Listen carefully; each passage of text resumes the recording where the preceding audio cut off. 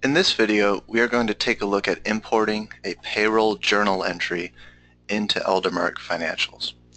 Now, because this is a journal entry, we'll just start with the regular journal entry screen.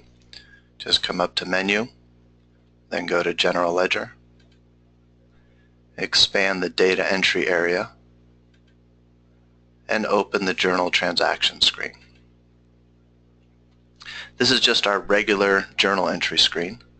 But you'll notice on the bottom here, right above the grid area, you have a couple icons. One is called Export to Excel. So if I had an existing journal entry that I wanted to export the debits and credits into Excel, I could do that. But the one right next to it is called Load Records from File. This is the button we're going to use to import from Excel. Before we do that, let's take a look at a sample payroll journal entry Excel file. I've got one right here called Payroll Journal Entry. Let me drag it over. And you'll see I have a very simple journal entry file here. And a couple important things. First thing is, right on this first row, this is where we put our column headings. And we're calling it Account, Transaction Description, Debit Amount, and Credit Amount. And the reason we're giving it those names is because back in the screen in Eldermark Financials, that's the name down in the grid: Account, Transaction Description, Debit Amount, and Credit Amount. So we want to match the names in our Excel file to those names. So just make sure you do that in your first row. Then anything after that is going to see as debits and credits. So here we've got our GL accounts, some line description if you want to put one, and then debit amounts and credit amounts. In addition to putting these descriptions on the first line, you also need to make sure that the journal entry is the first sheet in the Excel file. So here I've got sheet 1. It doesn't matter what the name is, just as long as it's the first one. After that, you can have as many sheets as you want. So here I've got one called Detailed, and you can use all those other sheets to actually drive the payroll journal entry calculation and make it something that's easier to reproduce every month. If you look in here, this is just a real simple sample of different employee numbers, the hours they worked, their rate, and then a formula to calculate the amount, hours times rate. This whole thing I've turned into a table, nothing fancy, just regular Excel table here. Click up here in Design, and you can see it's called Timesheet. Because I'm using an Excel table, I can reference the amount column by using Timesheet and Amount. So if I come back here to sheet 1, I can actually use formulas to calculate my journal entry numbers. So if I click in here, here's a sum formula summing up that timesheet table and the amount column. So that's my wages expense. Then for the taxes, I'm just taking the wages expense number and multiplying it by some percentage.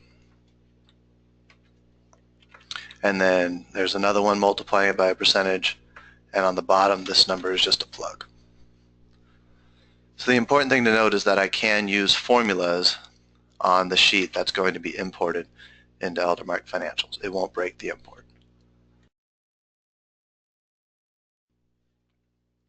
So that's our payroll journal entry sample Excel file.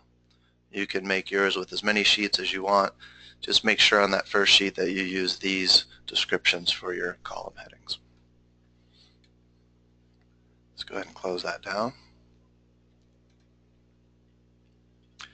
Now back in Eldermark Financials on this journal transaction screen, let's go ahead and click the Load Records from File button. I'll click that. First we need to browse to our sample payroll file. I'll click there. Here it is. There's our payroll journal entry. Let's select that one and click the Upload button. Now you'll notice I'm in Firefox, so for some reason it thinks I'm trying to save a username and password at this point. That's why I get this little notice up here. I'm just going to ignore that. In different browsers you might get slightly different behavior, but just ignore that. On this first screen we don't need to do anything, just click OK. And then on the second screen we can also just click OK. We don't need to do anything. But I do want to point out here that this is the reason why we're naming in our Excel file the columns with account, transaction description, debit amount, and credit amount. Because by giving it those names, these are actually on the left-hand side, these are our Excel file names. Then Eldermark Financials wants to map the Excel names into the names that are in the journal transaction screen. So if we had named our Excel file column something different, we would have to manually come in here and choose the right column that we're mapping into down in the grid here. But since we gave them the same name as they're named in the grid, we don't need to do anything on this screen, but I thought I'd point that out. So for us, we just click OK. Then it's going to do the import. You'll see when it's done, you get a little green check up on the top, and you also see how long it took to import it. This was a very simple file, so it barely took any time at all. But if you had a larger file that you were importing, you would see how many seconds, how many minutes it took it to import. So here's our entry. You can see there's our GL accounts. There's those descriptions that I had from Excel, and my debit amount and credit amount. Even though these were driven by formulas, the numbers still came in without any problem. And then up here on the top, this is where I would click Save if I was happy with it. But you'll notice at this point, there still is no batch number. So if I didn't like the way it imported, I can click this Cancel button right here, and it will be as if nothing ever happened. It has not actually saved it yet. All it did was bring it into the screen so I can look at it, and then if I like it, I can save it. But if I don't like it, I could just click Cancel, and nothing happens. But this looks okay to me, so I'll go ahead and click Save. And as soon as I do that, you're going to see this new go away, and I'll get an actual batch number. So I click that, and now this is a journal entry that has an actual batch number. I'm still in the balance state, so if I still don't like it at this point, I can go ahead and delete it. But if I want to actually post it into the general ledger, I would just click this Release button. I get my green check when it's finished, and now the status goes to Posted. So I've imported a payroll journal entry from Excel and posted it into the general ledger.